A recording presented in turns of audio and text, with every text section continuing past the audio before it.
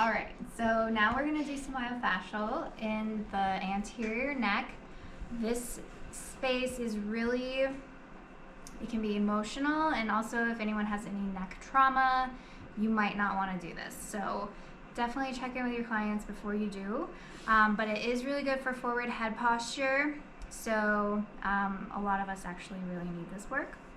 So the first one is gonna be one hand on the chest, right below the clavicle, and the other one is going to be just inferior to the hyoid. So I like to grab with my fingers like this, so I am not on the trachea. So you want to make sure your clients can still breathe. Hopefully. Super important. And also, if you feel a pulse, get off of it and try and find a better area. So we're going to come in here, and this hand that's on the chest is going to go towards her feet, and this is very gently going to be on the superficial fascia going up towards her nose. Does that feel okay? Mm-hmm. Can breathe and all that. Yes. Good. Yeah, you just want to be really careful in this area, and I'm not pushing down very hard. I am very superficial. Glide. Just enough to get traction. Yep.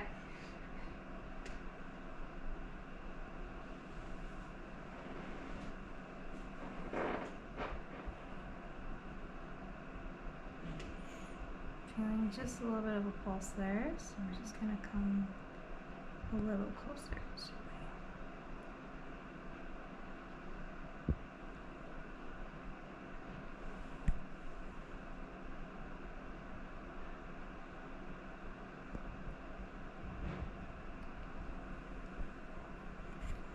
Really put her to sleep. My eyes are open this time. All right. So there's that one, and then we can continue it up. So 2 fingers on the chin, and then we're gonna come in again, but now we're gonna be superior to the hyoid. So funky. Sorry, No, you're fine. switched up my whole It's the everything. difference between left and right handed. And we're gonna go here. Does that feel okay? Mm-hmm.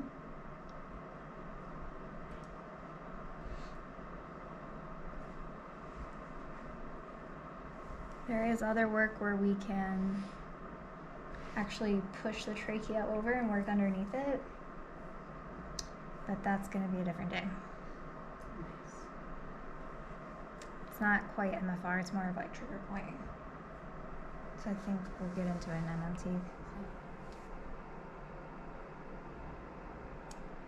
And my fingers on her chin are pulling the fascia like up and towards her mouth a little bit, while the other fingers on the neck are gently holding, going down towards the chest.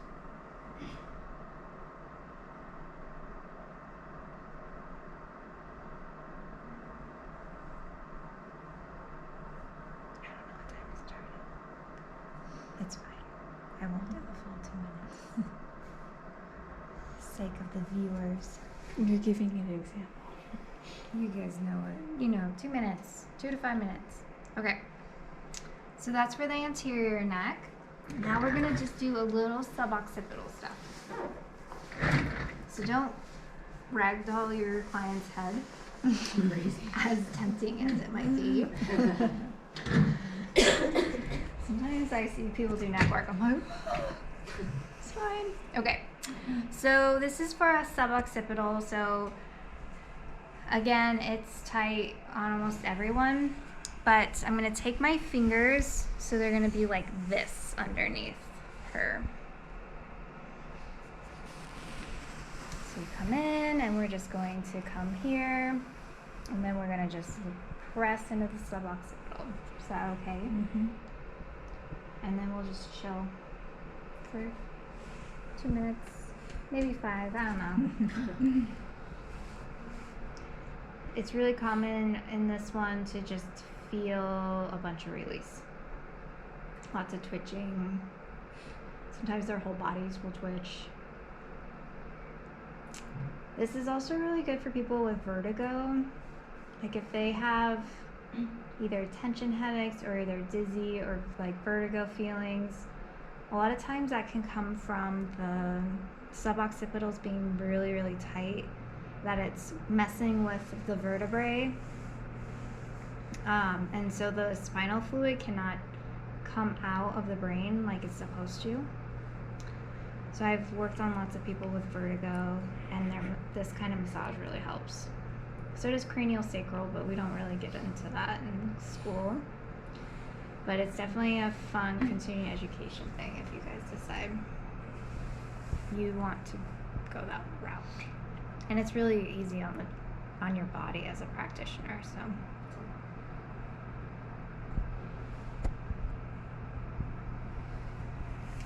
I have no idea what time it is.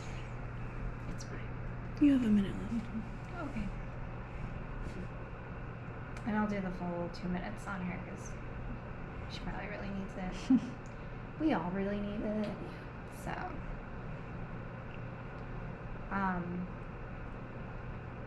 it can be a little hard on your hands if they're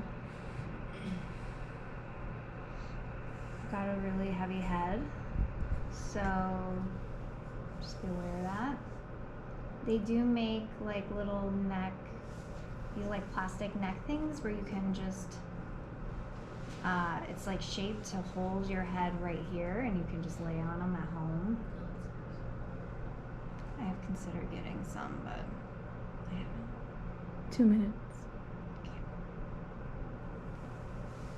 Alright, so the last one is just going to be kind of the same, but we're going to put traction on her neck. So come in here, and I'm going to go up into the suboccipitals, and this time I'm coming in like this, and I'm just hooking a little bit. Instead of being like straight up, I'm going to hook in a little bit, and then I'm just going to lean back.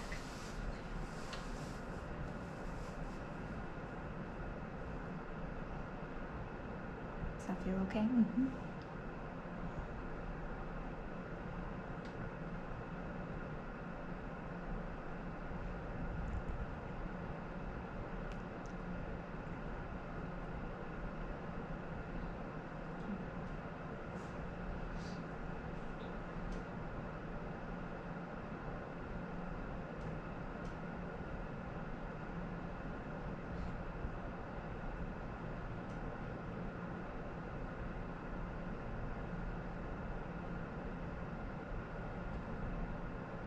You guys have any questions?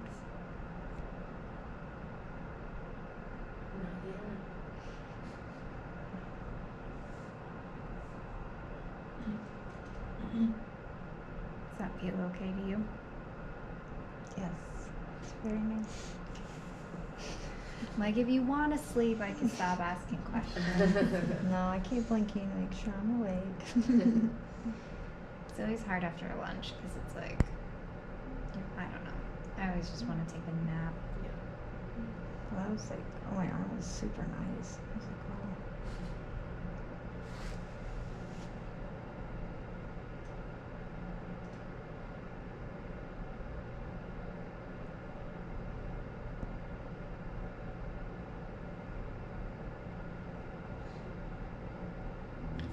Got like 30 seconds left. I'm seeing the wind blowing out there and the trees moving.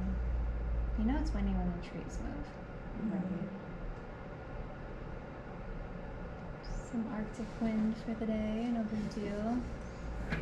Should be used to it by now, right? Never. It's true. Yeah, winter weather advisory, 7:65. It took forever for the snow to actually start.